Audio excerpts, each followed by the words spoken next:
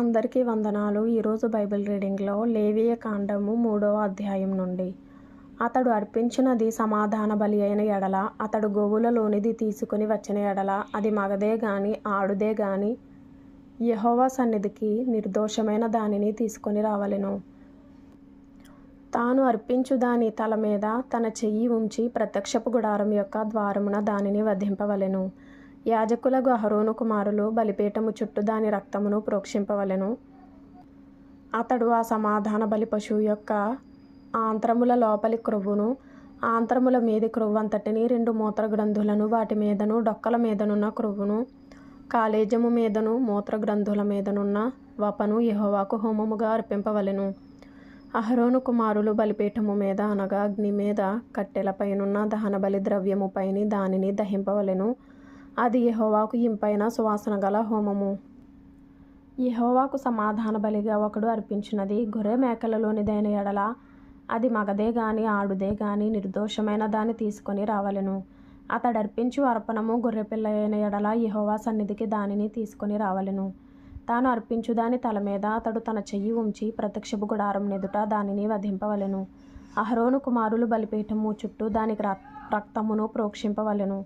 ఆ సమాధాన బలి పశువు యొక్క క్రొవ్వును, ముడ్డిపోస మొదలుకొని క్రొవ్విన తోక అంతటిని, ఆంత్రములలోని క్రొవ్వును, ఆంత్రముల మీది క్రొవ్వు అంతటిని, 2 మూత్ర గ్రంథులను, వాటి మీది డొక్కల పైనున్న క్రొవ్వును, మూత్ర గ్రంథుల మీది కాలేజము యొక్క వపను తీసి యెహోవాకు హోమముగా చేయవలెను. యాజకుడు బలిపీఠము మీద దాన్ని దహింపవలెను. అది యెహోవాకు హోమరూపమైన ఆహారము. అతడు అర్పించినది మేక అయిన ఎడల యెహోవా సన్నిధికి దానిని తీసుకొని రావలెను. తాను దాని తల మీద చెయ్యి ఉంచి ప్రత్యక్షపు గుడారము ఎదుట దానిని వధింపవలెను. తాను దాని తల మీద చెయ్యి ఉంచి ప్రత్యక్షపు గుడారము ఎదుట దానిని వధింపవలెను. అహరోను కుమారులు బలిపీఠము చుట్టూ దాని రక్తమును ప్రోక్షింపవలెను. తాను దానిలో అర్పించు ఆంత్రములను, కప్పు క్రొవ్వును, ఆంత్రముల మీది క్రొవ్వు అంతటిని, 2 మూత్ర గ్రంథులను, వాటి మీద డొక్కలపైనున్న క్రొవ్వును, 2 మూత్ర గ్రంథులపైనున్న కాలేజము యొక్క వపను యెహోవాకు హోమముగా అర్పింపవలెను.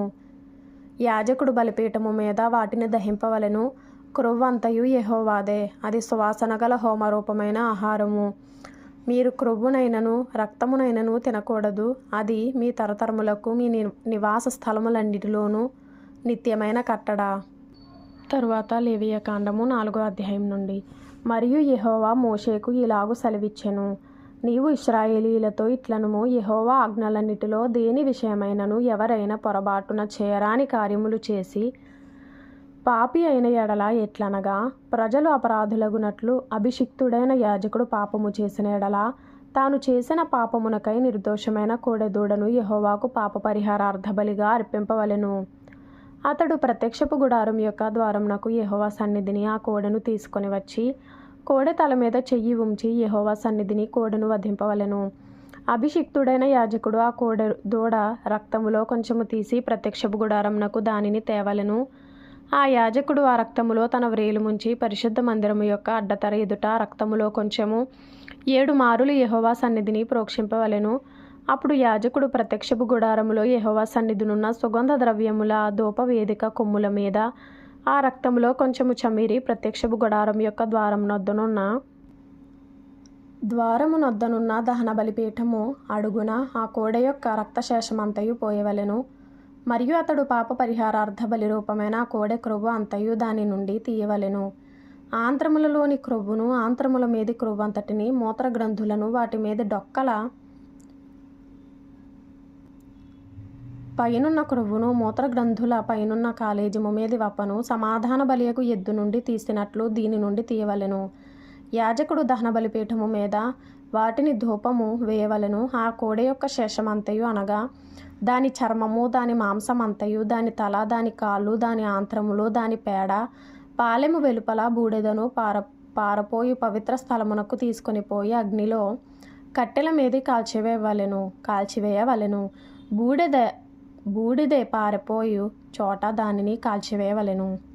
ఇశ్రాయేలీయుల సమాజమంతయు పొరబాటున ఏ తప్పిదము చేసి యెహోవా ఆజ్ఞలన్నిటిలో దేనినైనను మీరి చేయరాని పని చేసి అపరాధులైన ఎడల, వారు ఆ ఆజ్ఞకు విరోధముగా చేసిన ఆ పాపము తమకు తెలియబడినప్పుడు సంఘము పాప పరిహారార్థ బలిగా ఒక కోడెదూడను అర్పించి ప్రత్యక్షపు గుడారం యొక్క ద్వారమునకు దానిని తీసుకొని రావలెను. సమాజం యొక్క పెద్దలు యెహోవా సన్నిధిని ఆ కోడె మీద తమ చేతులుంచిన తరువాత యెహోవా సన్నిధిని ఆ కోడె దూడను వధింపవలెను. అభిషిక్తుడైన యాజకుడు ఆ కోడె యొక్క రక్తములో కొంచెము ప్రత్యక్షపు గుడారములోనికి తీసుకొని రావలెను. ఆ యాజకుడు ఆ రక్తములో తన వ్రేలు ముంచి అడ్డతెర వైపున యెహోవా సన్నిధిని 7 మారులు దాని ప్రోక్షింపవలెను. మరియు అతడు దాని రక్తములో కొంచెము ప్రత్యక్షపు గుడారములో యెహోవా సన్నిధినున్న బలిపీఠపు కొమ్ముల మీద చమిరి ప్రత్యక్షపు గుడారం యొక్క ద్వారమునొద్దనున్న దహన బలిపీఠము అడుగున ఆ రక్తశేషమంతయు పోయవలెను. మరియు అతడు దాని క్రొవ్వు అంతయు తీసి బలిపీఠము మీద దహింపవలెను. అతడు పాప పరిహారార్థ బలియగు కోడెను చేసినట్లు దీనిని చేయవలెను. అట్లే దీని చేయవలెను. యాజకుడు వారి నిమిత్తము ప్రాయశ్చిత్తము చేయగా వారికి క్షమాపణ కలుగును. ఆ కోడెను పాలెము వెలుపలికి తీసుకొని పోయి ఆ మొదటి కోడెను కాల్చినట్లు కాల్చవలెను. ఇది సంఘమునకు పాప పరిహారార్థ బలి.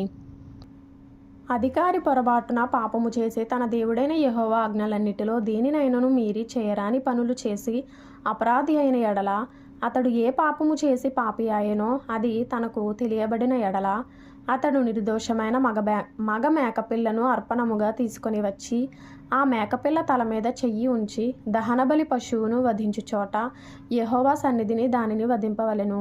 ఇది పాప పరిహారార్థ బలి. యాజకుడు పాప పరిహారార్థ బలి పశు రక్తంలో కొంచెము తన వ్రేలితో తీసి దహన బలిపీఠము కొమ్ముల మీద చమిరి దాని రక్తశేషమును దహన బలిపీఠము అడుగున పోయవలెను.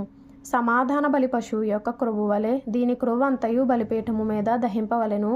అట్లు యాజకుడు అతని పాప విషయములో అతని నిమిత్తము ప్రాయశ్చిత్తము చేయగా అతనికి క్షమాపణ కలుగును. మీ దేశస్థులలో ఎవడైనను పొరబాటున పాపము చేసి చేయరాని పనుల విషయములో యెహోవా ఆజ్ఞలలో దేనినైనను మీరి అపరాధి అయిన ఎడల, తాను చేసినది పాపమని ఒకవేళ తనకు తెలియబడిన ఎడల, తాను చేసిన పాపము విషయమై నిర్దోషమైన ఆడు మేకపిల్లను అర్పణముగా తీసుకొని వచ్చి పాప పరిహారార్థ బలి పశువు యొక్క తల మీద తన చెయ్యి ఉంచి దహనబలి పశువులను వధించు స్థలమున దానిని వధింపవలెను. యాజకుడు దాని రక్తములో కొంచెము వ్రేలితో తీసి దహన బలిపీఠపు కొమ్ముల మీద చమిరి దాని రక్తశేషమును ఆ పీఠము అడుగున పోయవలెను. మరియు సమాధాన బలి పశువు యొక్క క్రొవ్వును తీసినట్లే దీని క్రొవ్వంతటిని తీయవలెను. యెహోవాకు ఇంపైన సువాసనగా యాజకుడు బలిపీఠము మీద దానిని దహింపవలెను. అట్లు యాజకుడు అతని నిమిత్తము ప్రాయశ్చిత్తము చేయగా అతనికి క్షమాపణ కలుగును. ఎవడైనను పాప పరిహారార్థ బలిగా అర్పించుటకు గొర్రెను తీసుకొని వచ్చిన ఎడల, నిర్దోషమైన దాన్ని తీసుకొని వచ్చి పాప పరిహారార్థ బలియగు ఆ పశువు తల మీద చెయ్యి ఉంచి దహనబలి పశువులను వధించు చోటను పాప పరిహారార్థ బలియగు దానిని వధింపవలెను.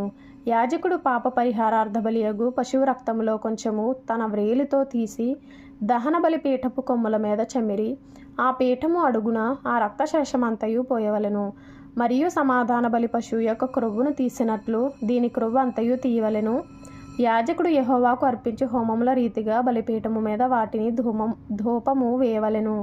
అతడు చేసిన పాపము విషయమై యాజకుడు అతని నిమిత్తము ప్రాయశ్చిత్తము చేయగా అతనికి క్షమాపణ కలుగును. లేవియకాండం 3వ అధ్యాయంలో ఇంపార్టెంట్ అయిన మాట. లేవియకాండము 3వ అధ్యాయము 16వ వచనంలో 17వ వచనంలో, మీరు క్రొవ్వునైనను రక్తమునైనను తినకూడదు, అది మీ తరతరములకు మీ నివాస స్థలములన్నిటిలోనూ నిత్యమైన కట్టడ. ఆత్మీయంగా బలపడాలి అనుకునేవారు ప్రతిరోజు వాక్యం చదువుకుంటూ ప్రార్థన చేసుకుంటూ బలపడండి.